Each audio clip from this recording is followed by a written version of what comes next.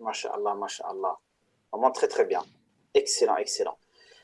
Donc écoute, ben, on va passer à la deuxième question.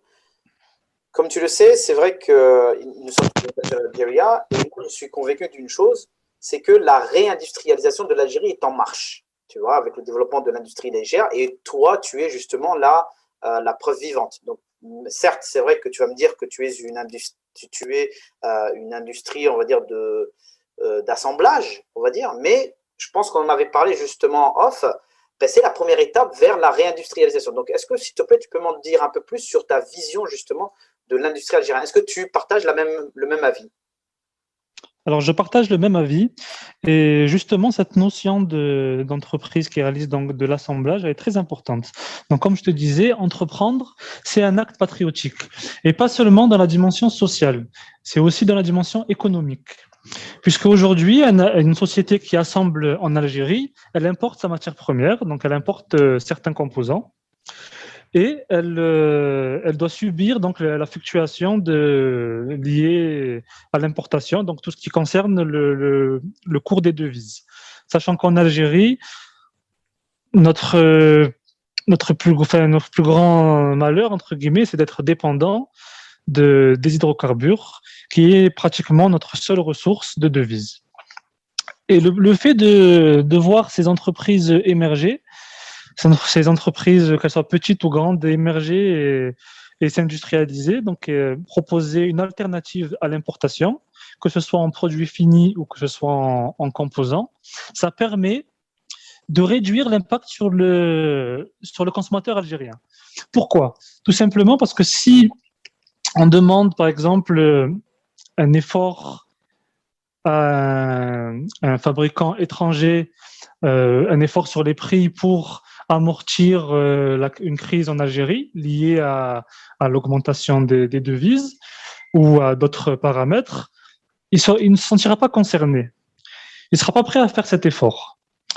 Alors qu'un industriel algérien qui produit le même composant, il va faire l'effort. Il va faire l'effort de réduire sa marge, il va faire l'effort de se réorganiser, il va faire l'effort de se renouveler pour ne pas faire subir aux consommateurs algériens cette fluctuation de manière trop brutale. Je pense que si on questionne la majorité des industriels sur les 5 dernières années, où on a eu une chute de devise assez importante, ben, ne serait-ce que depuis le coronavirus, on a, à titre d'exemple, on a l'euro qui a augmenté de plus de 20% par rapport au dinar et le dollar qui n'était pas loin également, autour des 10-15%. Si on regarde le prix des biens de grande consommation, ils n'ont pas augmenté du même pourcentage. Pourquoi? Parce que l'industriel, il a cet esprit patriotique, il a conscience que l'Algérien, le consommateur algérien, ne va pas voir son pouvoir d'achat augmenter. Il a un pouvoir d'achat stagnant. Donc, il ne peut pas se permettre d'acheter un biscuit ou un yaourt 20-30% plus cher juste à cause des aléas du cours des devises. Et donc, l'industriel, il va faire l'effort. Il va réduire ses marges, comme j'ai dit, il va se renouveler, il va chercher à exporter, parce que quand il exporte, il est moins soumis à ce risque du marché d'échange. Donc, il y a des tas de mécanismes qui vont lui permettre de garder des prix stables.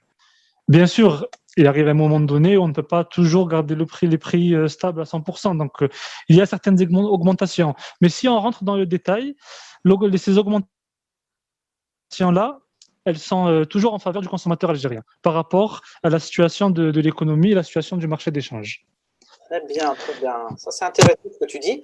C'est vrai que ça fait écho à ce que disait ben, justement, encore une fois, Min Lamlaoui précédemment. Mais tu le dis différemment et j'aime beaucoup justement ce mot qui revient très souvent dans ton discours, qui est l'esprit patriotique. Le fait effectivement de trouver toujours une solution pour que les prix justement ne soient pas